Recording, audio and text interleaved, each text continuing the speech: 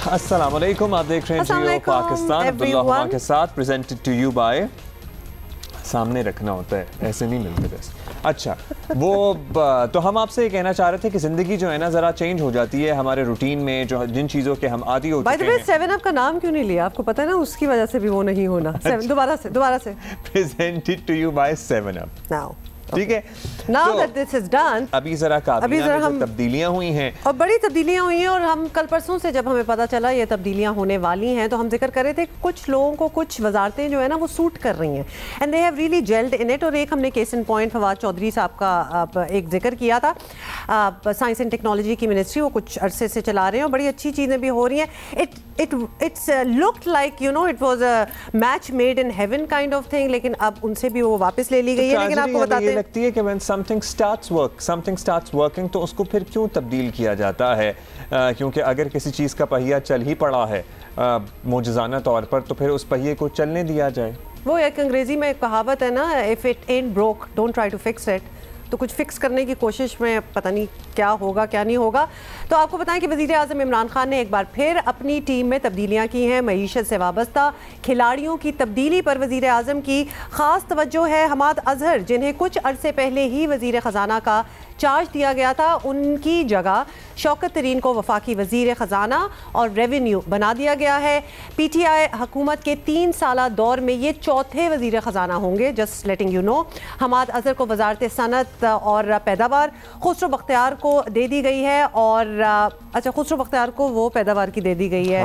सनत हमाद अजहर को वजारत तवानाई का कलम दान जो है वो सौंपा गया है, जबकि तवानाई की वजारत चलाने वाले उमर अयूब को इकोनॉमिक अफेयर्स का वजीर बना दिया गया है। काफ़ी कंफ्यूजन क्रिएट हो गई है ऑलरेडी। वैसे शिबली फराज साहब को वज़ीर साइंस और टेक्नोलॉजी भी लगा दिया गया है, और फवाद चौधरी को उनकी जगह वजारत इत्तलात का कलमदान सौंप दिया गया है। गुज़श्ता 3 साल में महंगाई में कई गुना इजाफा हुआ है, जिससे हुकूमत को आवाम की जानिब से सख्त तनकीद का भी सामना है, और शायद यही वजह है कि वज़ीर आज़म अपनी मुआशी टीम को अक्सर आगे पीछे करते रहते हैं। तो हम ये सोच रहे हैं, बहुत से लोगों का ख्याल था कि हमाद अजहर एंड रज़ा बाकर साहब make a good team, but चलें अब शौकत तरीन साहब आ गए हैं। तो पहले भी आजमाए जा चुके हैं, भी नहीं हुए, मतलब अभी तो आए, ट्राई भी नहीं हुए तो नहीं। और अब चलें, लेट्स सी क्या तब्दीली आती है। लेकिन अब 3 साल तकरीबन हो चुके हैं पाकिस्तान तहरीक इंसाफ की हुकूमत को। मईशत में जो तब्दीलियाँ की, माशी टीम में वो तो तब्दीलियाँ की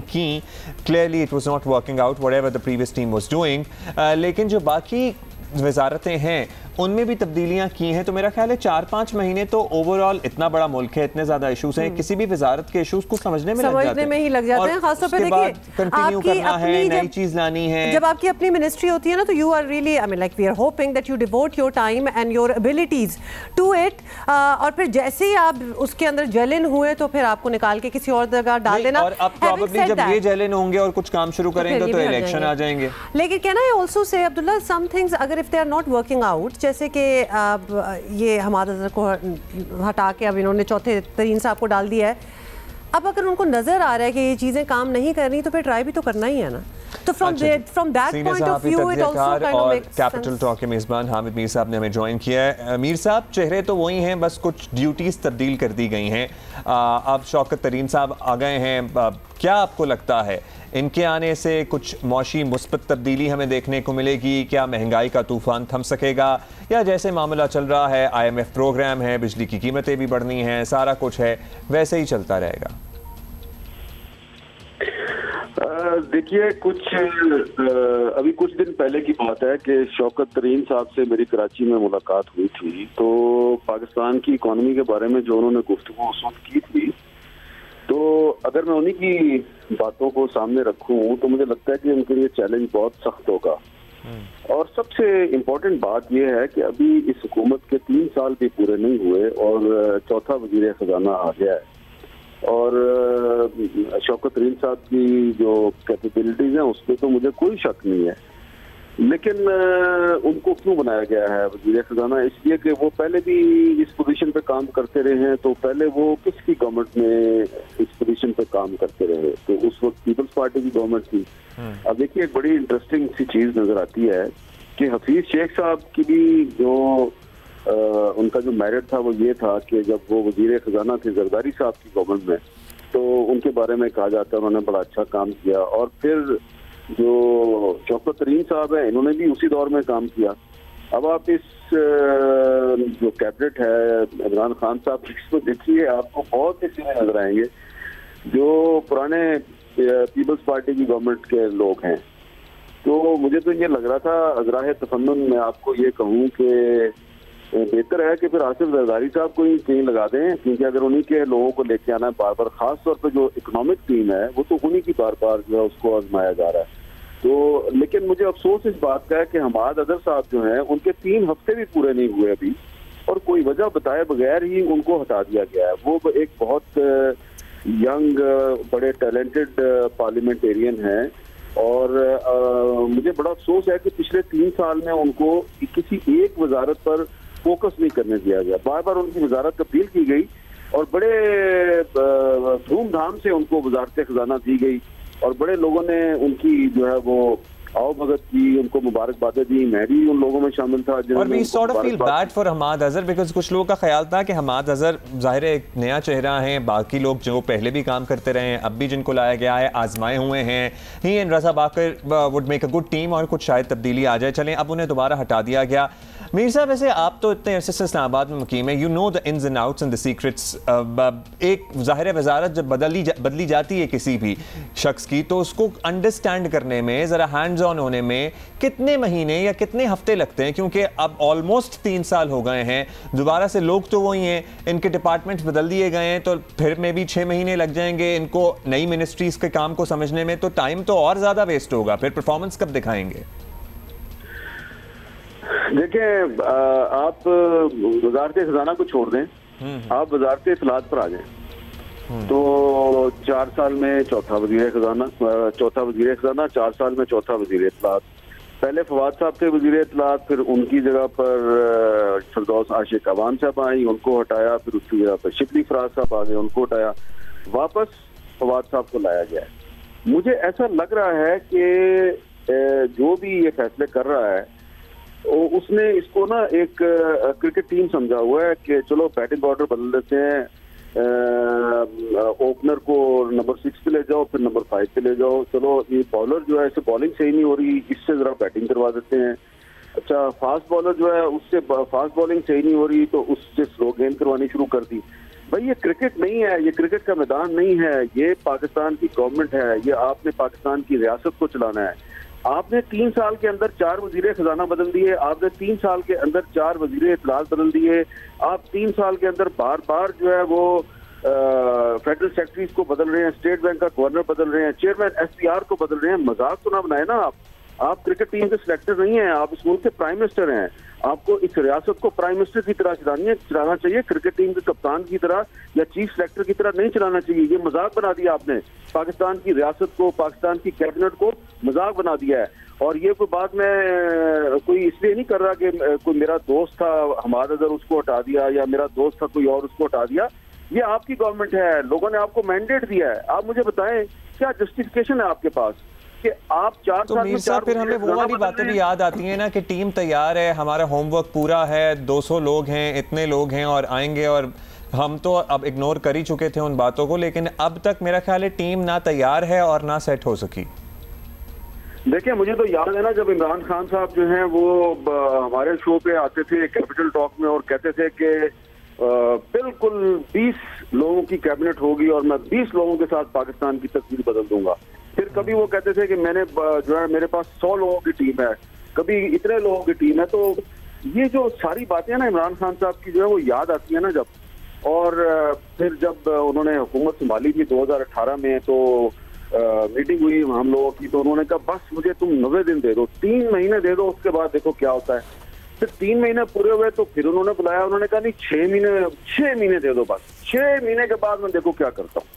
फिर हमें यह भी कहा गया मीडिया को कि 6 महीने तक सिर्फ आप फील गुड स्टोरीज दें, अच्छी खबरें दें, बुरी खबरें मत दें।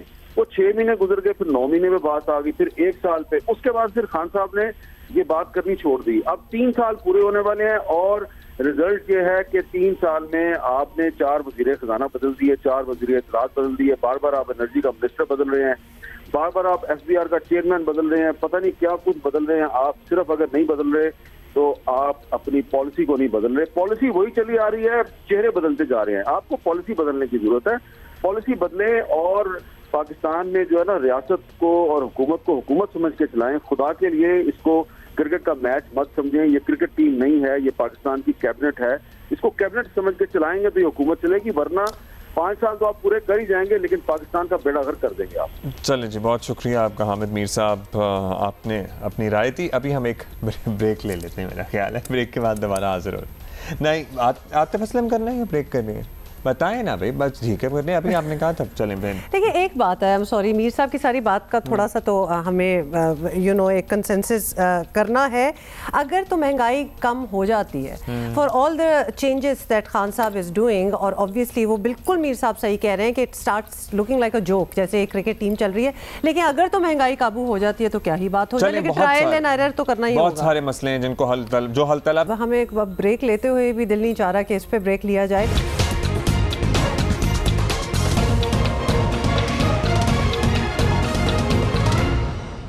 अभी ज़रा हम पंजाब हुकूमत ने जो कुछ एक्टिविटी की है रीसेंट, उसकी बात कर लें। पंजाब हुकूमत अब शरीफ फैमिली के घर जाती उम्रा को गिराने के लिए पर तोड़ रही है। वैसे काफ़ी एडवेंचरस सोच है। पंजाब हुकूमत ने रायवन रिहाइशगाह की 650 कनाल ज़मीन का ट्रांसफ़र मनसूख कर दिया और इसमें से 127 कनाल ज़मीन पंजाब रेवेन्यू डिपार्टमेंट ने वापस पंजाब हुकूमत के नाम ट्रांसफ़र भी कर दी है। मनसूख की गई ज़मीन शरीफ ख़ानदान के घर का मरकज़ी हिस्सा है, as in it's their house. Punjab हुकूमत का दावा है कि शरीफ खानदान ने औकाफ की ज़मीन पर कब्जा कर रखा है। मुशीर दाखिला शहजाद अकबर का कहना है कि सरकारी ज़मीन किसी के नाम मुंतकिल नहीं हो सकती। सरकारी ज़मीन किसी के नाम ट्रांसफ़र नहीं हो सकती। अब एक हुक्म के ऊपर है और वो हुक्म का भी कोई चिट्ठी मौजूद नहीं है। उसका बैक एंड पे एक हवाला है एक बोर्ड ऑफ रेवेन्यू की चिट्ठी का। उस चिट्ठी की जब तस्दीक की जाती है तो board of revenue in writing दे देता है कि हमारी काफ़ी काविश के बावजूद ना ही ये चिट्ठी एग्जिस्ट करती है, ना ये हवाला नंबर एग्जिस्ट करता है, ना ही कोई इसके पीछे ऑर्डर है। कानून ये है कि गैर दखीलदार को किसी भी तरीके से सरकारी ज़मीन उठा के नहीं दी जा सकती। और आपको बताएं कि शरीफ खानदान को रायवन ज़मीन के ट्रांसफ़र की मनसूखी पर स्टे ऑर्डर मिल गया है और लाहौर की सिविल अदालत ने पंजाब हुकूमत को किसी किस्म की कार्रवाई से फ़िलहाल रोक दिया। नून लीग के रहनुमा राना सनाउल्लाह ने हुकूमत को वार्निंग दी है कि अगर आप हमारे घरों तक पहुँचे तो ये रेड लाइन होगी। जब आप हमारे घरों तक पहुँचेंगे तो फिर उसका रद्द अमल जो है वो फिर सिर्फ सियासी एहतजाज नहीं होगा। आप बिल्कुल रेड लाइन को क्रॉस कर रहे हैं। किस दिन ये काम शुरू हुआ और किस दिन किस किस को बुलाया गया वहाँ पे, रात 10 बजे किस को पुलिस की स्क्वाड में जो है वो लाया गया और वहाँ पे कितने कितने बजे रात तक जो है ये रिकॉर्ड को खंगाला गया, फरोला गया और उसके बाद जो है without observing due process of law जो है ये इंतकालात और ये अलाटमेंट जो है ये मनसूख की गई। राना सनाउल्लाह को तो आपने सुनी हाँ जी। अब ये रात गए 18 से 20 कंटेनर्स इत्तलात के मुताबिक जाती उम्रा के करीब खड़े कर दिए गए थे, जिनको नून लीग के कारकुनान के एहतजाज ने आगे बढ़ने पर मजबूर कर दिया, आज पीछे हटने पर सॉर्ट ऑफ मजबूर कर दिया। शरीफ फैमिली का पुराना घर है। नून लीग वाजे कर चुकी है कि मियां साहब के घर को गिराने की कोशिश की गई तो ये रेड लाइन अच्छा जी, इसी पे अभी हम बात करेंगे और हमारे साथ मौजूद हैं वज़ीर आला पंजाब की मावन खुसूसी डॉक्टर फिरदौस आशिक ऐवान साहिबा। डॉक्टर साहिबा, शरीफ फैमिली का बड़ा पुराना घर है जाती उम्रा में, कई हुकूमतें आई और गई, इस रिहाइश का कभी इतना इशू नहीं बना, तो अचानक इस पर क्या हुआ कि आपको मसाइल नज़र आ गए?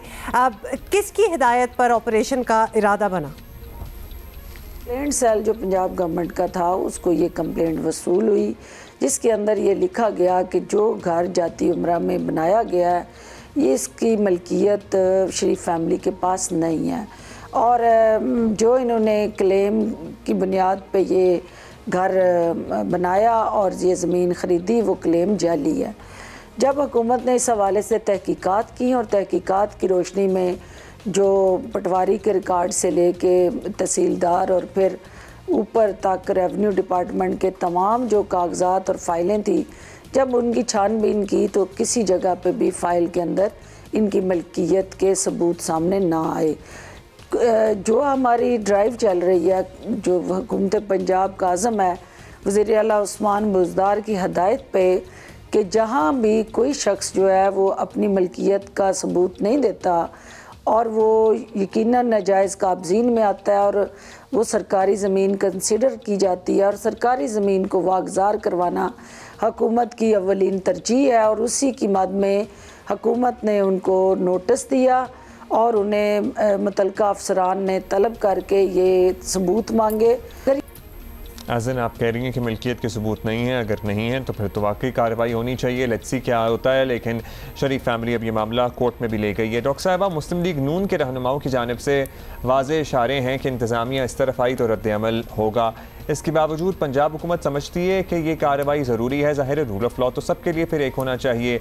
तो अभी 2 दिन पहले एक अमन अमान की सूरत हाल से बमुश्किल निकला है पूरा मुल्क। कल जो कंटेनर्स वगैरह की पेशरफ थी वो बहुत बड़ा रिस्क ना हो जाता अचानक से दोबारा?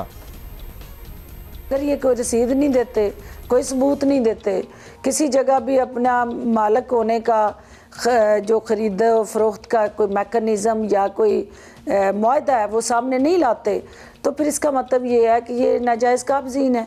और जहाँ नाजायज़ काबज़ीन होते हैं वहाँ फिर जो रूल ऑफ लॉ है वो हरकत में आता है और उनसे वो सरकारी ज़मीन वागज़ार कराई जाती है।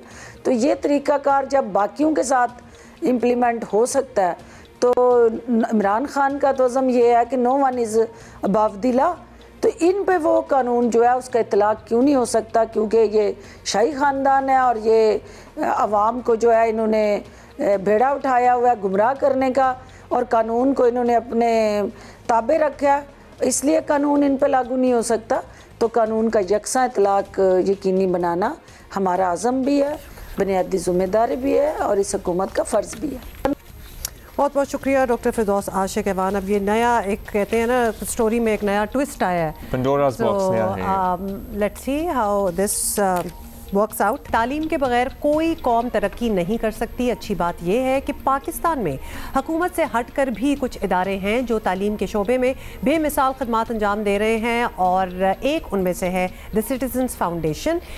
इसी में से ऑब्वियसली आपने बहुत बार इसके बारे में सुना भी हुआ है, बहुत बार हम इस प्लेटफॉर्म पे इनको इन्वाइट भी कर चुके हैं। सिटीजन्स फाउंडेशन पिछले 25 बरसों से तालीम के लिए काम कर रही है, ख़ास तौर पर गरीब और मुस्तहिक तलबा को मयारी तालीम देने में TCF की बड़ी खिदमात हैं। TCF के स्कूलों में इस वक्त 2.5 लाख से ज़ायद तलबा ज़ेरे तालीम है। ये सब कुछ अवाम के ताउन से ही मुमकिन हो रहा है, जो फाउंडेशन को बड़ी तादाद में सदकात और खैरात देते हैं। और आज भी हम इसी के बारे में बात इसलिए करेंगे बिकॉज बहुत से हमारे भाई बहन हैं पाकिस्तान में भी और पाकिस्तान से बाहर भी जो इस महीने चाहते हैं कि सदका दें और ऐसी ऑर्गेनाइजेशंस को दें जिन पे टोटल 100% भरोसा हो। देखिए, ज़्यादातर आपको पता है ना, रमज़ान में लोग अपनी ज़कात और खैरात निकालते हैं क्योंकि रमज़ान में किसी भी एक नेकी का सवाब 70 गुना होता है। तो अगर आप ज़कात भी देंगे तो उसका भी आपको 70 टाइम्स सवाब मिलेगा। इसलिए हम आपके सामने कुछ ऐसे एवेन्यूज़ लाते हैं जो आपकी ज़कात, खैरात और सदकात के मुस्तहिक हैं। हमारे साथ मौजूद हैं Jim community outreach the citizens foundation असवंद यार इनायत साहब। असवंद साहब, सबसे पहले वो लोग जिनको नहीं मालूम, वैसे तो किसको नहीं मालूम, मुख्तसरन उनके लिए बता दीजिए कि TCF ने अब तक क्या क्या कारनामे सर अंजाम दिए हैं और क्या क्या कामयाबियां हैं आपके क्रेडिट पर। TCF का जो है वो प्रोजेक्ट्स हम 1652 स्कूल इस वक्त पूरे पाकिस्तान में चला रहे हैं, जिसमें 2,67,000 बच्चे जो हैं वो तालीम हासिल कर रहे हैं। जो एक बहुत बड़ा काम हम लोगों ने कोविड की वजह से हमें करना पड़ा, हालांकि हम तालीम से ताल्लुक़ रखते हैं लेकिन उन कम्युनिटीज़ में हम पिछले 25 साल से काम कर रहे हैं और वहाँ पे बहुत सारे ऐसी जो डेली वेजेस थे उनको ज़रूरत थी पैसों की। जब लॉकडाउन हुए थे तो हम लोगों ने 45,000 फैमिलीज़ को जो है वो कैश जो है वो 250 कम्युनिटीज़ के अंदर जो है वो प्रोवाइड किया गया था। उसके अलावा हम लोगों ने जो है वो 20,000 PPE किट्स जो हैं वो हेल्थ वर्कर्स को जो है वो प्रोवाइड की। मैं समझता हूँ ये एक बहुत बड़ा प्रोजेक्ट था, स्पेशली एक ऐसे इदारे के लिए जो इस एरिया में बिल्कुल काम नहीं करता, क्योंकि हम 25 साल से सिर्फ तालीम ही मुहैया कर रहे हैं उन कम्युनिटीज़ में, दुश्वार गुजार इलाकों में जहाँ पे इनकी सबसे ज़्यादा ज़रूरत है। कमेंडेबल। बिल्कुल, सर्टनली। अब ये बताइएगा सर कि आपका इतना बड़ा काम है जो कि किसी सूरत आवाम के ताउन के बगैर तो मुमकिन नहीं है, इसके साथ साथ हुकूमत की मदद करे तो और फ़ायदा हो सकता है, तो हुकूमत से क्या ताउन मिले तो आप लोगों के लिए बेहतर होगा या आपके जो नेक्स्ट प्रोजेक्ट्स हैं उसमें आसानी हो सकेगी? हुकूमत से दो चीज़ों में हमें एक स्ट्रेटजिक लेवल पे मदद चाहिए और एक टैक्टिकल लेवल पे।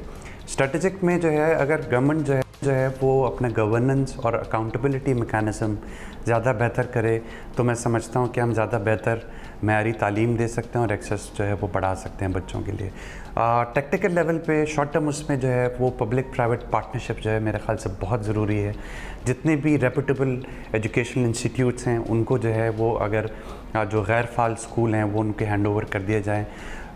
मैं यकीन दिलाता हूँ आपको कि हज़ारों स्कूल जो हैं जो गैर फाल हैं उनको फाल बनाया जा सकता है, लाखों बच्चे जो हैं वो स्कूल वापस लाए जा सकते हैं और बहुत बेहतर मयारी तालीम और बहुत ज़्यादा इनरोलमेंट जो है वो उसके थ्रू पढ़ाई जा सकती है। जो अगर लेकिन इसके साथ साथ गवर्नमेंट जो है वो सब्सिडी भी जो है वो साथ साथ प्रोवाइड करे, क्योंकि प्राइवेट पार्टनर्स के पास इतनी फंडिंग नहीं होती है कि वो ऑल टुगेदर जो है वो इतने लाखों बच्चों तक जो है मयारी तालीम और एक्सेस जो है जी असफंदियार, ये भी बताइएगा आपका पर्सपेक्टिव एक चाहते हैं, कोरोना की वजह से पाकिस्तान के तालीमी निज़ाम पर क्या असर पड़ा है आपके ख्याल में और इसके लिए TCF क्या इकदाम उठा रहा है? वर्ल्ड बैंक की कभी एक रीसेंट रिपोर्ट आई है जिसमें उनका कहना यह है कि 10 लाख बच्चे शायद कभी स्कूल की शक्ल दोबारा नहीं देख पाएंगे।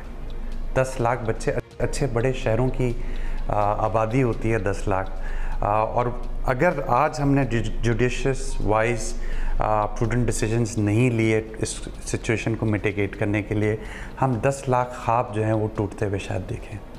TCF इसके हवाले से जो है वो कोशिश कर रहा है, हमारा जो स्कूल्स हैं उसमें ज़्यादा से ज़्यादा बच्चे जो हैं हम इनरोल करें, और इस दफ़ा अगर हमने अपने अहदाफ जो डोनेशन के हैं वो ज़्यादा अचीव किए, जो कि मेरी रिक्वेस्ट है आपके सामीन से कि वो ज़्यादा से ज़्यादा ज़कात इस दफ़ा तालीम के लिए दें ताकि हम आफ्टरनून शिफ्ट जो हैं वो ज़्यादा से ज़्यादा शुरू करें।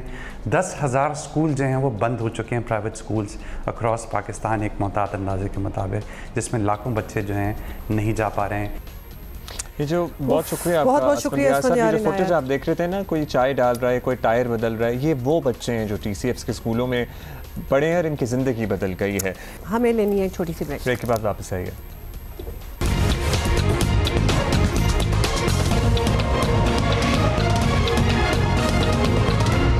आपको बताएं कि पंजाब टेक्स्ट बुक बोर्ड ने न्यूटन को भी दुपट्टा पहनाने का मुतालबा कर दिया। ये आपको लग रहा होगा मजाक, ये मजाक नहीं है, ये मजाक नहीं है। इसको दोबारा एक दफ़ा आपको दोहराते हैं, आपको समझ नहीं आएगी कि पंजाब टेक्स्ट बुक बोर्ड जो है ना उसने कहा है कि न्यूटन को भी दुपट्टा पहना दो तस्वीरों में किताबों की, क्योंकि न्यूटन ने कैसे हो गया कि दुपट्टा नहीं पहना, क्योंकि उनको लग रहा था न्यूटन जनाना है, न्यूटन खातून है, लंबे बाल थे और उनका पुराने ज़माने का वो जोड़ा था। उन्होंने कहा ये तो बेपर्दगी हो रही है न्यूटन की, तो हम न्यूटन को दुपट्टा पहना के पेश करेंगे फोटोशॉप में। तो जी माहिर तालीम डॉक्टर आयशा रज़ाक के मुताबिक एक पब्लिशर की जानिब से बोर्ड को साइंस की टेक्स्ट बुक जो है वो जमा करवाई गई थी, जिसमें मारूफ साइंसदान जो है वो आइजैक न्यूटन के बड़े बाल, लंबे बाल और रवायती लिबास के साथ तस्वीर भी शामिल थी। न्यूटन से नावाकिफ बोर्ड मेंबर ने तस्वीर देखते ही हल्ला बोल दिया, तबसरा किया कि खातून के सर पर दुपट्टा क्यों नहीं है। तो उन्होंने पहले तो न्यूटन को खातून बनाया और फिर दुपट्टा डाला, और ताकि ऑब्वियसली बेपर्दगी ना हो। अब अंदाज़ा लगाएं कि हमारा निज़ाम तालीम किन लोगों के हाथ में है। जब से हुकूमत ने यकसा निसाब तालीम का ऐलान किया, अजीब व गरीब किस्म की मज़े का खेज़ बातें लिटरली सुनने को मिल रही हैं। ऐसे ही चलता रहा तो यकसा निसाब की कोशिशें जल्द तो कामयाब होती नज़र नहीं आ रही, और अगर कामयाब हो भी गई तो फिर वो क्या स्टैंडर्ड होगा और क्या लेवल होगा पढ़ाई का, आप अंदाज़ा लगा लें कि उससे खौफ आ रहा है हमें। डॉक्टर आयशा रज़ाक साहिबा जो एजुकेशनिस्ट हैं उन्होंने हमें ज्वाइन किया है। डॉक्टर साहिबा, हम लिटरली सदमे में चले गए थे ये जब मामला हमने पढ़ा था, तो ये कैसे हो सकता है वैसे कि कोई बोर्ड का मेंबर हो और इसे Newton was that a joke, और फिर विदाउट थिंकिंग, चलो न्यूटन ना होता, कोई वाकई कोई खातून होती, आप कौन होते हैं दुपट्टा पहनाने वाले, ये क्या हो रहा है? अच्छा, बहुत शुक्रिया अब्दुल्ला और बहुत शुक्रिया हुमा, एक तो बुलाने का और दूसरा इतना इम्पॉर्टेंट इशू। लेकिन अब वही बात है कि ये वाकई इतनी मज़हका खेज बात है कि इंसान पहले सोचता है, आपको हंसी आती है, आप बता रहे थे ये वाक़या तो मुझे खुद हंसी आ रही थी, लेकिन फिर साथ में आपको एकदम एहसास होता है कि दिस इज़ वेरी सीरियस, क्योंकि आप बच्चों के साथ, उनके मुस्तकबिल के साथ खेल रहे हैं। अच्छा, इसको एक तो ये कि ये बिल्कुल true story like you said, ये वाकई पब्लिशर के साथ, और ये एक आइसोलेटेड इवेंट नहीं है। ये जब भी आप रिव्यू के लिए बुक्स लेकर जाते हैं अपने रिव्यू बोर्ड्स के पास, और ना सिर्फ पीसीटीबी बल्कि और भी जो आपके प्रोविंशियल बोर्ड्स हैं या फेडरल बोर्ड है, तो इस किस्म की मज़हका खेज बातें अक्सर सुनने में आती हैं। इनफैक्ट यहाँ पर मैं आपको थोड़ा सा कहना चाहूँगी कि मैं खुद ट्विटर पे नहीं हूँ, लेकिन बहुत सारे फ्रेंड्स ने जब ये आर्टिकल शेयर हुआ तो मेरे साथ फिर वो थ्रेड्स जो डिफरेंट चल रहे थे वो शेयर किए। तो मैं ये कॉमेंट, एक कोई साहिबा हैं वो पीसीटीबी के साथ काम कर चुकी हैं और उन्होंने अपना एक एक्सपीरियंस बताया कि आई कैन कम्प्लीटली मैं यकीन कर सकती हूँ स्टोरी पे, क्योंकि मेरा अपना एक्सपीरियंस है। और वो एक्सपीरियंस उनका शेयर करना इसलिए ज़रूरी है हुमा, कि जो आपने सवाल किया ना वो उसका एग्जैक्ट मेरे ख्याल में it drives the point home, कि वो कहती हैं कि हम पीसीटीबी के पास गए और हमने उनसे कहा कि हम चाइल्ड अब्यूज़ अवेयरनेस के ऊपर कुछ मटीरियल शामिल करवाना चाहते हैं सप्लीमेंट्री रीडिंग मटीरियल के तौर पे। उसके अंदर जो सबसे बड़ी फीडबैक एक जो वापस आई वो ये थी कि जहाँ जहाँ पर उन्हें छोटी छोटी बच्चियाँ और बड़ी ख़वातीन उनके सर ढके हुए नहीं नज़र आए, वहाँ वहाँ उन्होंने रेड मार्कर से एनसर्कल कर दिया और कहा कि इन सबको दुपट्टे उड़ाएं। तो ये एक स्टैंडर्ड उनका एक रिव्यू में कमेंट होता है। आप किसी पब्लिशर से पूछ लें, किसी और से पूछ लें कि जहाँ जहाँ पे ख़वातीन ने हाफ स्लीव्स पहनी होती हैं, या फ़र्ज़ करें छोटी बच्चियों ने फ़्रॉक पहने हुए हैं, अगर थोड़ी सी टांग का हिस्सा नज़र आ रहा है या सर कवर नहीं है, डज़न्ट मैटर कि बच्ची की या औरत की उम्र क्या है, तो वो ये कहते हैं कि आप इनको कवर करें। अब ये इशू क्यों है कि आप चाइल्ड अब्यूज़, हम सुनते आ रहे हैं इतने सालों से कि ये हमारा मसला पहले भी होता था, लेकिन अब मीडिया के थ्रू थोड़ा ज़्यादा हाईलाइट होना शुरू हुआ है कि चाइल्ड अब्यूज़ कितना बड़ा मसला है हमारे मुल्क के अंदर। फिर आपके सिटिंग प्राइम मिनिस्टर ने एक स्टेटमेंट दे दी है कि ख़वातीन के शायद ड्रेस के साथ ताल्लुक़ है इस किस्म के इंसिडेंट्स का। तो ये आप समझ रही हैं ना कि ये कनेक्शन क्या है तालीम का। फिर हमारे ये जो लोग हैं जो इस किस्म के एतराज़ात करते हैं, डॉक्टर साहिबा, हम वाकई ये जानना चाहते हैं क्या सरकारी सतह पर ये गाइडलाइंस हैं? क्योंकि अगर हैं तो वाकई हमारे लिए तो it would be something very new and shocking कि अगर 4 साल की एक बच्ची दिखाई गई है और उसने हाफ स्लीव वाला एक फ़्रॉक पहना हुआ है, तो ये कौन सी पिक्टोरियल रिप्रेजेंटेशन ऑफ पाकिस्तानी माशरा है जहाँ पर 2 साल की बच्ची भी दुपट्टे और शलवार कमीज़ें पहन के घूम रही है? And why should she? मतलब कि ये मुल्क है ना जहाँ करोड़ों सरकारी सतह पे कोई गाइडलाइन है कि ऐसा ही पिक्टोरियल रिप्रेजेंटेशन होनी चाहिए पाकिस्तानी सोसाइटी की बुक्स में?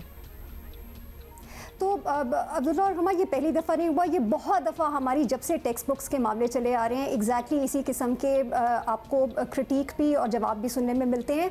गाइडलाइन ऐसी नहीं आपको रिटन कहीं नज़र आएगी जहाँ पर ये लिखा हो कि दुपट्टा उड़ाना है, लेकिन गाइडलाइन ये होगी बड़ी एब्स्ट्रैक्ट सी कि हमारे कोई कल्चरल या मॉरल या इस किस्म की जो वैल्यूज़ हैं वो मजरू ना हो, कोई रिपग्नेंट मटीरियल, कोई हेटफुल मटीरियल, कोई कल्चरली जो जिसको आप चीज़ को सही नहीं समझते। अब कल्चर को आपने अगर ये समझ लिया है, और ये सब्जेक्टिव ज़ाहिर है, अगर हुमा रिव्यू कर रही होंगी बुक को वो एक अपने एंगल से करेंगी, आपकी शायद जो सेंसिबिलिटी है या जो सेंसिटिविटी है टुवर्ड्स दिस कंटेंट अब्दुल्ला वो डिफरेंट होगी, मेरी डिफरेंट होगी। तो अगर आपने इतना एक जेनेरिक एक दे दी है अपने रिव्यूअर्स को गाइडलाइन, तो ज़ाहिर है मैं अपने हिसाब से इंटरप्रेट करके उसको दुपट्टा ही उड़ाऊंगी। और अक्सर हमारे जो पब्लिक इदारों में लोग बैठे हैं वो आपको पता है कि थोड़ा सा वो जो जिस स्कूल ऑफ थाट से आते हैं या जिस माइंड सेट के साथ आते हैं तो फिर वो ऐसे ही इंटरप्रेट करते हैं। अच्छा, आपसे ये भी पूछना डॉक्टर आयशा कि ये यकसा निसाब की जो बात हो रही है, पहले तो ज़रा ये एक्सप्लेन कर दें कि how is it working out. लोगों के पास ना किताबें हैं, ना अभी तक किसी को बात ये समझ आई है।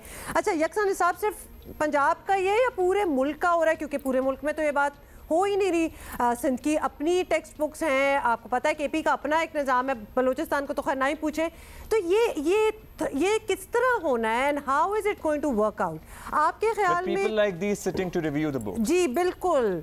तो स्टूडेंट्स का इसमें सोचें ज़रा कितना नुकसान होगा। डॉक्टर आयशा आप बता सकती हैं बेटर। बिल्कुल हुमा, और इसकी खैर पीछे हिस्ट्री तो ज़ाहिर है काफ़ी लंबी है, मैं उस सारी डिटेल में नहीं जाऊंगी। पिछले 1 साल में इसके ऊपर काफ़ी डिबेट हुई है। आपकी बात ठीक है, ये क्योंकि हमारे पास 18वीं तरमीम के बाद एजुकेशन एक प्रोविंशियल सब्जेक्ट बन गया है, तो फेडरल गवर्नमेंट की सिर्फ इतनी जिम्मेदारी है कि आप कोऑर्डिनेशन करें, आप ब्रॉड गाइडलाइंस फ्रेमवर्क्स प्रोवाइड करें। लेकिन at the end of the day her provincial government, her department of education in a provincial government is responsible कि वो खुद ऑटोनमस तरीके से डिसाइड करें उन्होंने क्या पढ़ाना है। अब जब ये यकसा निज़ाम की हम बात करते हैं, देखिए करिकुलम तो हमेशा से हमारे मुल्क के अंदर एग्जिस्ट करता है ना, इस दफ़ा ज़रा इसको पॉलिटिकल स्पिन दे दी गई है कि जी हम मुल्क के अंदर जो हमारा सो कॉल्ड तबकाती निज़ाम है उसका जो शायद सबसे बड़ी जिम्मेदारी है वो हमारे स्कूल, क्योंकि कुछ प्राइवेट हैं, कुछ पब्लिक हैं और कुछ मदरसाज हैं, तो शायद इस वजह से हमारा तबकाती निज़ाम बन गया है, जो कि गलत लॉजिक है। लेकिन खैर उसको उस डिटेल में जाए बगैर आपने एक पॉलिटिकल वो अपना कह लें कि एजेंडा पूरा करने के लिए कहा कि हम पूरे मुल्क के अंदर ये यकसा निज़ाम लेकर आएंगे, हर स्कूल एक बुक पढ़ाएगा, हर स्कूल एक करिकुलम पढ़ाएगा और आपके सारे बच्चे बराबर हो जाएंगे। तो उसके अंदर जाहिर है जो मिस इन्फॉर्मेशन वो ये है कि फेडरल गवर्नमेंट अव्वल तो ये काम कर नहीं सकती क्योंकि हर प्रोविंस ऑटोनमस है। आपकी बात ठीक है डॉक्टर आयशा, आपका इसमें खुद ही ये कह देना कि किसको पॉलिटिकल स्पिन दिया गया, इसी से पूरी बात समझ आ गई, क्योंकि this is less about education and more about politics. तो लिहाजा अगर हमने कह दिया तो ये होगा। दूसरी बात ये है कि अगर हम कंसंट्रेशन सारी न्यूटन को दुपट्टा पहनाने वाली चीजों पे है तो you are not even going to see कि सिलेबस है क्या, तो उसमें लिखा क्या, उस पे क्या कंसंट्रेशन होगी। Thank you so much doctor Ayesha. I wish we had more time but we don't. नहीं, किसी दिन हम आपको दोबारा बुला के जरा तफसील से करेंगे, बिकॉज ये this is an I wash. इसमें साफ नजर आ रहा है कि एजुकेशन से आपका कोई लेना देना नहीं है। अब आपको इजाजत है, कल हम मिलेंगे इंशाल्लाह। अच्छा, बाय द वे कल परसों हम मिलेंगे, so we are going to be very much here. या सी यू, बाय।